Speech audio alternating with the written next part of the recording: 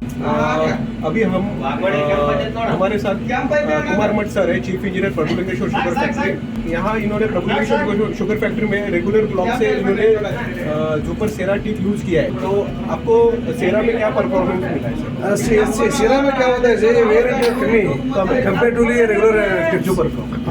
Regular से सेरा में अगर रेगुलर 10 में वेयर टू वेयर हो तो ये सेरा 4 to 5 वेयर होता है। और इसमें आपका प्रिपरेशन कैसे हो रहा है? प्रिपरेशन हमारा अभी 90 है, अबो 90 आ रहा है, अबो 90 आ रहा है। अभी देखिए लास्ट टाइम एक्चुअली हमने 5 लाख को एक रिवर्स किया है, 5.25 lakh.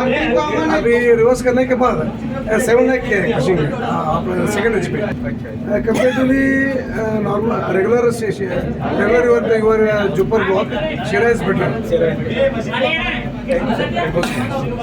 This is the Zuper Cera tip on which Prabhulingeshwar has crushed 12.5 lakh crush on both sides. 5 lakh point something and 7 lakh on second side.